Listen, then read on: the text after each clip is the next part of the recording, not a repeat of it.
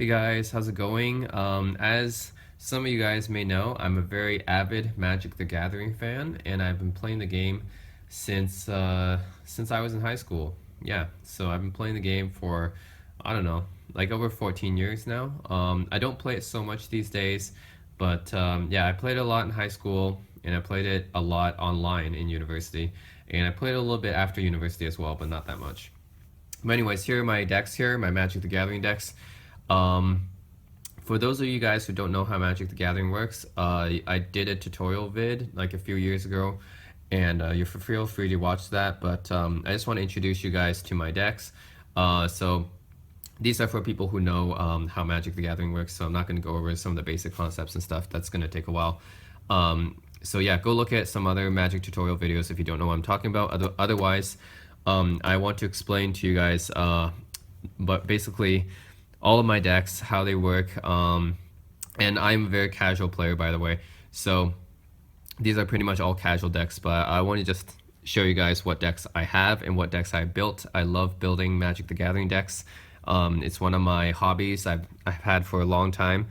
So yeah, I'm just going to introduce you guys to all my cards and all my decks and stuff. Okay, so I have right now 11 decks. I think it's a lot, but I've constructed and dismantled many of them throughout the years, but these are the ones I have right now.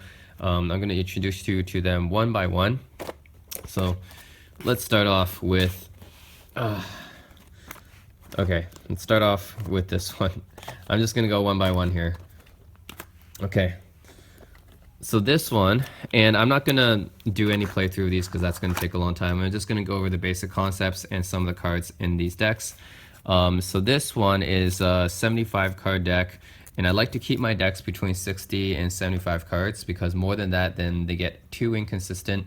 Although that's really fun for some people. There's some people, you know, on Magic Online like to have 500 card decks or even 1,000 card decks because they like to have inconsistency. But for me, I usually keep my decks between 60 and 75 cards. 60 cards is usually the standard, I guess, for playing constructed, and I like to have a little bit more than that because, you know, there's just some cards I don't want to leave out. So I sometimes have 75 cards, and it's just for casual play.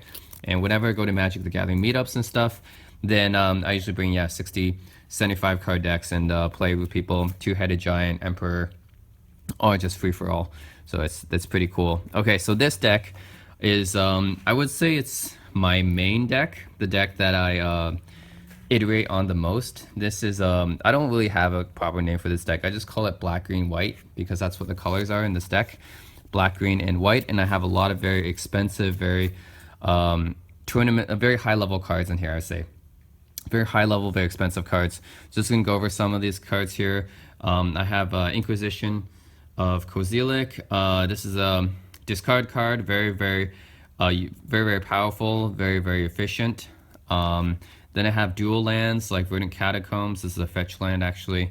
Green black fetch land. Vindicate, very powerful card. 3 mana, destroy anything on the board. Eternal Witness, one of my favorite cards ever. Returns any card from your graveyard to your hand.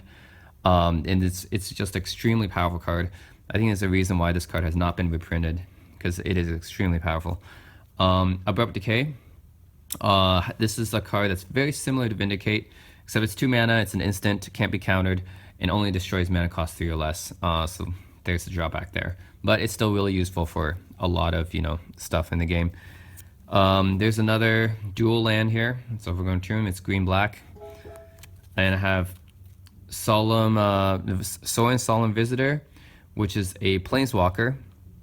And I have this deck is first ability, creatures gain +1/+0 lifelink, and then the second ability puts a 2/2 with flying onto the battlefield. So, you know, Planeswalkers are extremely powerful, so I like to have a lot of them. Not like too many, of course, but I like to have reasonably costed Planeswalkers. Usually nothing in my decks cost over 4 mana, by the way, so nothing in this deck costs over 4 mana. Reason for that is because I think over 4 mana, unless it's an extremely powerful card, I don't like to include it because I don't like to play with very high mana costed cards. You know, it slows the game down a little bit. I mean, it's fun, But it depends on the kind of deck you want to build, right? But for this deck, this particular deck is more of a high quality deck, so I don't want to include cards that cost too much in there. Pernicious Deed is a really, really powerful card, 3 mana. Then you pay X mana, you sack it, then you destroy basically everything on the board except for lands. With converted mana costs X or less, they can be regenerated. But since you can activate this at any time, like it's basically equivalent to like an instant. You can, like, the opponent plays something, you can respond to it by sacrificing it at any time, destroying anything you want, like basically everything on the board. It's basically Nevi's Disc on steroids, basically. So that's incredibly powerful. When Valor Keeper is Silence, 4 mana, 3/4 flying. And then, yeah, the ability speaks for itself. Creatures your opponents control can't activate their activated abilities, which is extremely powerful.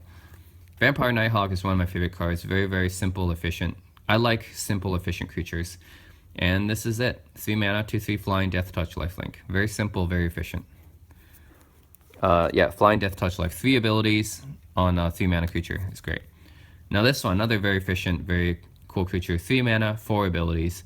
3 mana, 2/2, First Strike, Pro Red, Pro Right, Infect. See, I like very simple, very efficient creatures. 3 mana, 4 abilities on this creature. Another dual land here, Temple Garden. This is for green-white.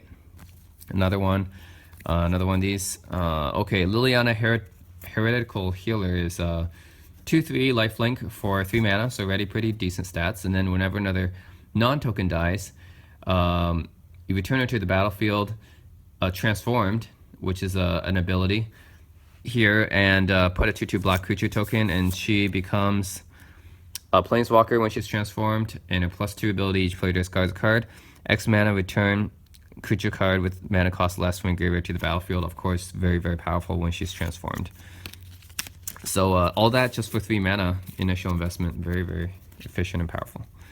Black Sun Zenith, one of my favorite removal cards. X mana, put X -1/-1 counters on each creature. Now this effect is in some ways better than Destroy, because even if you can't destroy them, you can at least weaken them, you know. And then with counter effects, a lot of people like to, play Doubling Season and counter effects like that. The fact that they have -1/-1 counters kind of prevent that. So if some creature has some ability that they can activate with the +1/+1 counter, this cancels it out, which is great. Okay, another dual land here. This one is black-white. Another Pernicious Deed. Oh, this is also really efficient creature here. Bramaz, King of Rescos, 3 mana, 3/4 vigilance. When attacks, put a 1/1 soldier with vigilance attacking, and when it blocks, you get a 1/1 soldier blocking. So obviously very, very powerful stats and abilities. Another one, fetch land for green-white, Windswept Heath. Garruk Wildspeaker, one of my favorite planeswalkers, 4 mana. Just his abilities, everything is really useful. Untap 2 lands for his +1. Get a 3/3 token for his second ability. And his last ability is an overrun. So that's one of my favorite planeswalkers.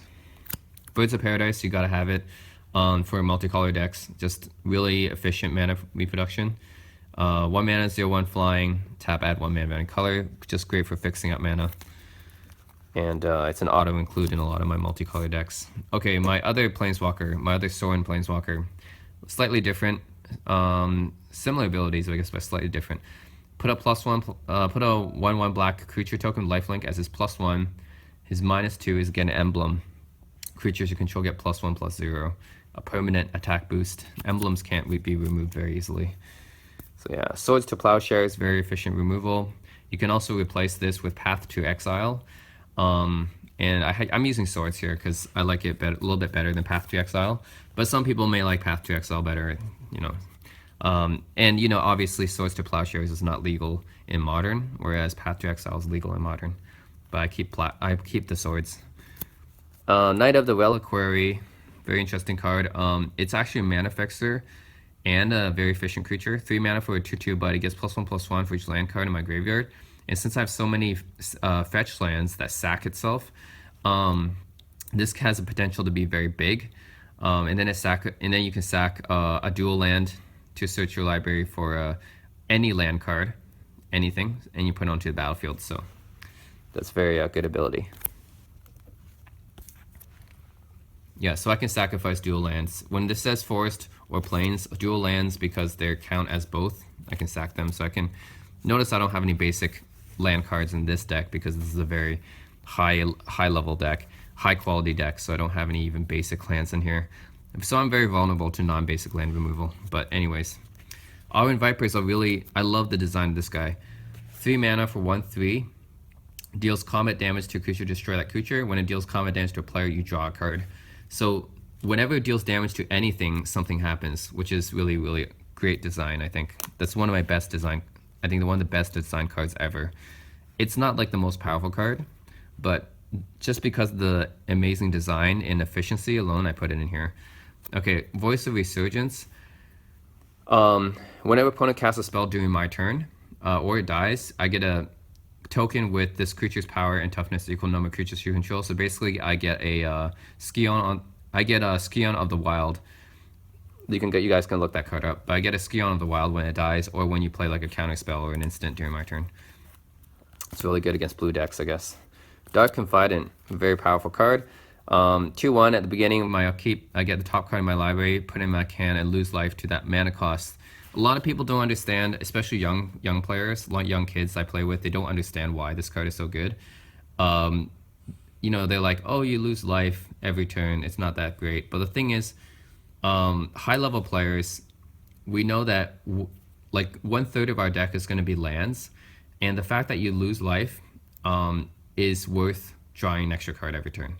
Like the card advantage and the tempo advantage is real. So basically 1/3 of the time you're just going to put lands into your hand, and lands are free, so you don't take any damage from that. And a lot of, like I said, nothing in my deck costs more than 4 mana. So I'm never going to be taking that much damage, and the fact that I get an extra card every turn is worth it to most people. That's why that card is good. Alright, so got more lands, more guys. Sensei's Divining Top, very, very powerful card. I believe this has been restricted or banned in some formats. Basically, it's an artifact Sylvan Library. You look at the top 3 cards, put them back in any order, draw a card. It's like fixing the top of your deck every turn. You know, it's just an amazing card. Okay, Reflecting Pool is add to your mana pool 1 mana of any type that any land you control can produce. So if you don't have any lands on the field, this is a very bad card. If you have dual lands on the field like I do usually, then this is really, really good. It's basically like a free, no drawback, can produce any mana that you want. Bitter Blossom. Every turn, I get a 1/1 and lose one life. And that's, like I said, losing life for tempo is generally a good trade-off in Magic the Gathering. Another fetch land here for black-white. Marsh Flats. I got another Sensei's. Oh, I thought I only had 1. Maybe I had 2. Okay, Scavenging Ooze. 2/2. Basically, I have this card because I can't afford Timoglyphs. But yeah, really good in a multiplayer game. You can exile cards in a graveyard. If it's a creature, this thing grows and you gain a life. Really, really good in multiplayer matches when they have, you have a ton of guys in people's graveyards, and this can be very big. So like that. Collected Company is an instant which I like. Top 6 cards, put 2 creature cards, mana cost 3 or less, which is going to be most of my deck. I only have a few from 4 mana cost cards. Put them on your battlefield, put the rest in any order. Glitz of the Trader, another really efficient, really great creature. 3 mana for 3/3 first strike, Death Touch. What a great combination this is. First strike means that it always, kills anything without first strike. It attacks first. Death Touch means that it destroys anything it does damage to. So pretty much anything that doesn't have first strike just dies to this without even touching it. So that's such a great card. I don't even care about the second ability that much, but just the first 2 abilities, it synergizes so well. I love the design of that. And it's a limited edition one too. Okay, Marine Bosque is basically a forest that comes to play tapped. I don't have any Tree Folk. The reason I have this is because this is the only card I know that can add green, white, and black that, does not come into play. Well, I should say it doesn't come into play tapped. Oh, no. This color combination is just really hard to find, I find, yeah. Like, even like using like a dual or triple land, green, white, and black is just really hard to find. Marine Bosque is one of the few lands that has this combination. That's why I'm using it. Even though it's going to come into play tapped most of the time. Mother Rune's one of the best 1-drops in the game. One of the best 1-drops in Magic's history, I would say. 1 mana for 1/1. and then you can make any creature you control gain protection from a color of your choice until end of turn for, yeah, just by tapping. No mana investment, and it's just 1 mana, can protect itself, you know. That's, and you know, protection is a very, very powerful ability in Magic, so that's very nice to have. We've gone over those ones before. Which ones haven't we gone over? Oh, Elspeth Knight Errant, great card. This is the alternate art for it. It's the promotional art, I think. 4 mana, and it's 4 health or 4 counters. +1. He has 2 +1s. There's no second minus. So get a 1/1 soldier every turn, or you can make something get +3/+3 and gain flying until end of turn. Both abilities are really good to have. I like that card a lot. What else do we have? Kitchen Finks, a really great card too. 3 mana for 3/2. Comes into play, you gain 2 life. Persist, so if it dies, it comes back as a 2/1, and yeah, it comes back into play, so you gain another 2 life. So that's just really, really good for 3 mana investment. Plus it's hybrid, which means you can play it with green or white or both. Knight of Bladehold, one of my few 4 mana cards in this deck, but it's really, really good. That's why. 3/4. When it attacks, each other attacking creature gets +1/+0. Pumps up all of my other creatures, and I get 2 1/1s, but these are basically 2/1s because of the battlecry ability. So each time it attacks, I get 2 2/1s on the field, tapped and attacking. That's why it's worth 4 mana. This is probably the most powerful equipment in the game. 2 mana. This has been probably, I think this is banned in Modern. Is it banned? Okay. But anyways, I'm playing casual, so I'm gonna use it. So this equipment, it's just for 2 mana. Whenever it deals combat damage, you get to choose so many different abilities. You can either, you get a charge count, you put 2 charge counters whenever the equipped creature does damage, and then you can remove one of them for making that creature stronger, getting +1/+2, or making any creature get -1/-1, like killing some other guy's creature, or you gain 2 life. So this versatility means this equipment is probably the best equipment in the game. And it's so powerful. Like you can, I usually kill things with it, but in a pinch, it can save you from dying. In a pinch, you can save your creature from dying. Like, it's just so versatile. That's why it's banned in Modern. What else do we have? Garruk Relentless. This is not as good as the other Garruk, but it's still pretty good. It has 2 or few. When it has 2 or few counters on it, then transform him. So this first ability is deal 3 damage, and then that creature deals damage back. That means that you can, it's preferable not to deal damage to something that has 3 power, because you'll die. This thing will die, but it can do that basically. So as it's basically 3 damage, and could possibly kill him. But if it doesn't, then he transforms, and he can put a 2/2 wolf. You know, he can create defenders, and when he transforms, then his +1 is put a 1/1 with Death Touch, and his second one, I don't use it that often, but you can sack to search for any creature and put it in your hand. So it's like a tutor for the second ability. Yeah, which is really, really good. But he doesn't transform that often because he often dies for many reasons. All right, what do we have left? I think that's pretty much it. And this is the alternate art for Reflecting Pool. Anyways, that's it for my black, green, white deck. This is probably my most powerful deck and most expensive deck in terms of the money that each card costs. So this is pretty much the main deck that I use. That's it. Okay, another card I want to mention from this deck is the Sword of Fire and Ice. This is a really powerful equipment. It's one of the most powerful equipments along with the Umezawa Jide. This one's 3 mana, equip 2 mana. Equipped creature gets +2/+2, has protection from red and blue. When it deals combat damage to a player, then it deals 2 damage to a creature or player, and you draw a card. So, I mean, just, yeah, it's really, really powerful. The effect is really, really powerful.